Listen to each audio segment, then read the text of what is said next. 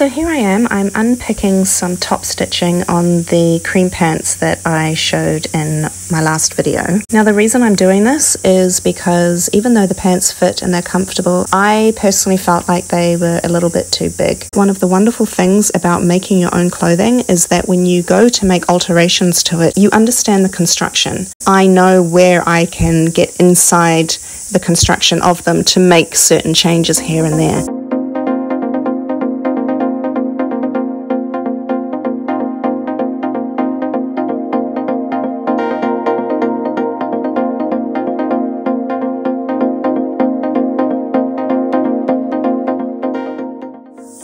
Good morning YouTube. I just wanted to quickly share like a story that I was thinking about the other day that is oddly related to this whole journey of like remaking a wardrobe and keeping it really as refined as I can, with a whole bunch of backstory. My locker at work was my first day back at work last week since we broke for the Christmas break, and I filmed that in my commuting vlog.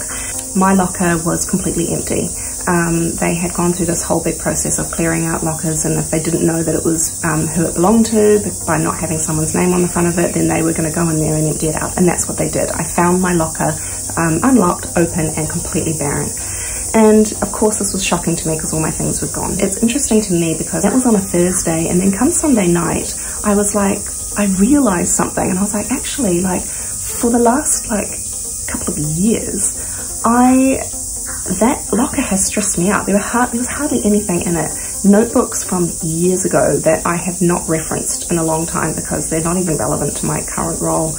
Contacts that probably left the company a million years ago, you know, things like that. To-do lists that hopefully I did back in 2017 or whatever. Kind of like a wardrobe full of clothes that you've had for years, and you don't wear them or make use of them, but you just haven't been able to confront the idea of getting rid of them. I had that same issue with this whole locker thing where like I had hardly anything in there. These notebooks that were of no use, a completely empty ring binder, and a DVD. Does anybody watch DVDs anymore? Like, can I just give it away? Like, I didn't know what to do with it, and so they're just sitting in there. And I realized after a couple of days of being really like annoyed and all the rest of it, that actually they had done me a favor. I was completely unburdened with the task of clearing out this locker, and now my locker is completely empty, which is what I had actually dreamed about. When we close over Christmas, for example, and things like that, I can put things in there and know that they're safe. Well, assume that they're safe. Now I know they're not. So anyway, I couldn't face the administrative tasks of figuring out, okay, like here's what I'm going to do with each of these things. So anyway, why am I talking about that? I don't know. I'm talking about it because for me this moment of the whole locker thing was just, it was a lesson in flipping my view of it around. I hadn't actually lost anything. I had gained. I no longer have the burden of trying to get rid of all this stuff. You know, imagine if you move house, you know, there's a bird on my roof. You have to take every last teaspoon, every last toothpick with you.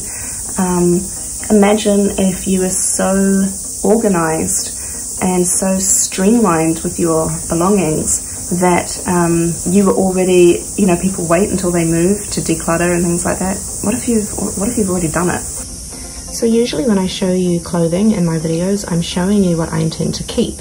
In this video, I'm going to show you the clothes that I don't intend to keep. If you've watched any of my videos of recent, you'd have seen this tank show up many times because it's a staple. However, I don't know what happened. Something has eaten away big patches of the fabric. Because it's ribbed and everything, I can actually use it to make cuffs. That's what I'm going to do with this one. Okay, this t-shirt is by Aero.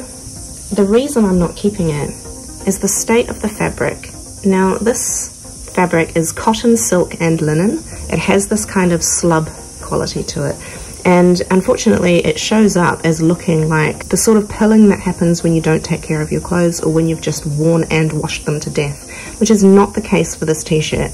It's just done it because of the component of the fabrics that are used, and I just can't get on board with it. It drives me crazy. Every time I see the fabric looking like that, I just think, no, I can't do it. So I am going to refashion this into something for my daughter to wear because she's already made her mark on it. And so that will be going to her and not staying in my wardrobe.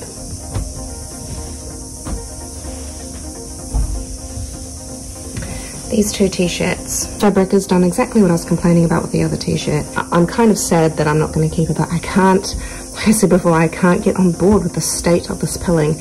And so this is actual pilling, and it looks as though I've worn this t-shirt to death. I wore it a lot when I first bought it, but I was on holiday and I was wearing it almost every single day. I wasn't wearing and washing and wearing and washing, but that's what it looks like I've done, and it just really bothers me, which is a shame. But I know that every time I put it on, I'm just going to focus on this, and it's just not, there's no point. I will probably, much like the pinky purple top, these two I will probably refashion into something for my daughter as well. Otherwise, another good idea is, you know, if you are someone who does sewing and you sew home crafts like cushions and things, you can just use the fabric as stuffing. So rather than going out and buying like polyester batting to put inside a cushion, use fabric. These two are also made of something called modal. So that's a man-made fabric. And I do have quite strict wardrobe goals around the fabric that I'm keeping, mostly because the fact that man-made fabric behaves like this, which drives me crazy. So that is another reason why I don't really want it in my wardrobe. So that is kind of supporting me in my sad farewell to the two t-shirts that I really loved when I originally got them. So this shirt, I'm not 100% sure what I'm going to do with it. It's in the declutter pile because I already have two other blue shirts in my wardrobe that I wear a lot. And I just don't think that I need three. Okay, this top. This, oh my gosh, I loved it when I got it, and this is so strange. So I think I bought this for about $10 or something, again in a secondhand store. It's by, I always call it Basic. I don't know if it's supposed to be pronounced basic, I'm not really sure. I bought it and it was like this. So it had, it's all kind of raw edges, and it was all stitched in a way that was, you know, supposed to make it look like it had undergone a lot of repairs. It was kind of that distressed look, I suppose. However, some of these repairs I think are genuine. So you can see, look at that. It's cotton and merino wool. It is so comfortable. The shape is so flattering. Look at that. It's just not going to last anymore. It's not everyone's cup of tea, but I've always liked those sorts of deliberate rips and imperfections and things like that. But the state has got to a point where I can't wear it any longer, because now even the mending is not holding up.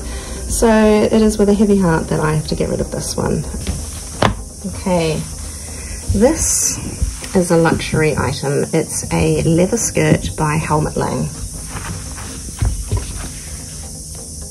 It's stretch lamb leather.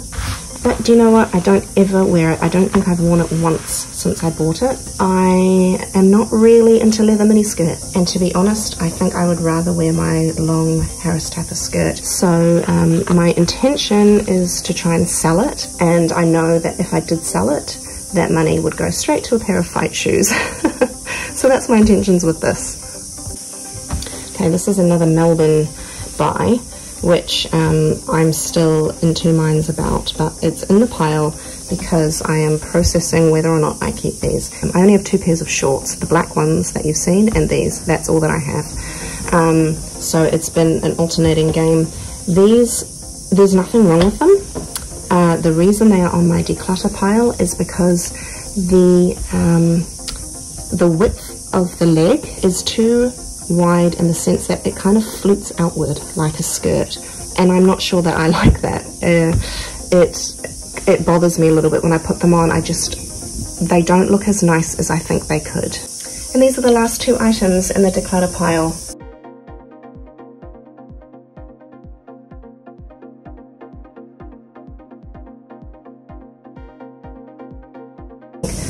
I don't love them. You know, they don't do anything for me, but they may do something for someone else. So that will also go on the try to sell pile, as will these white ones.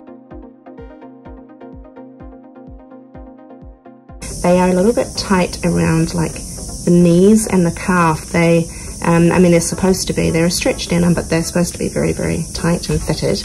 And they are comfortable because they're stretch. But where they sort of cling around that knee area, I find a little bit irritating. It's kind of just below the knee, so there's a little bit of bagging at the knee, which is around about here. And that kind of tends to look really wrinkled and bunchy. And then the calf just below the knee, so not quite down to the calf, but just below the knee is where they kind of grab on me.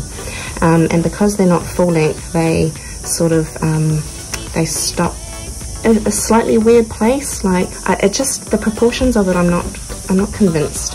And so actually when I made the cream essential pants that I made recently, those pants are actually, I made them specifically to replace these.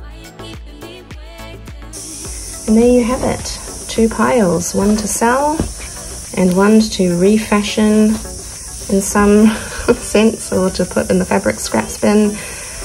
I am trying to do things very slow this time. Anyway, I hope this was interesting. I hope maybe that this was a little bit motivating to help declutter. Sometimes declutter videos, I find, they sort of just focus on, like, they just have sped up footage of somebody chucking things out and folding things up nicely, but they don't really tell you why they are making the sorts of decisions that they're making. So I hope that maybe this is kind of motivating to sort of go through that thought process.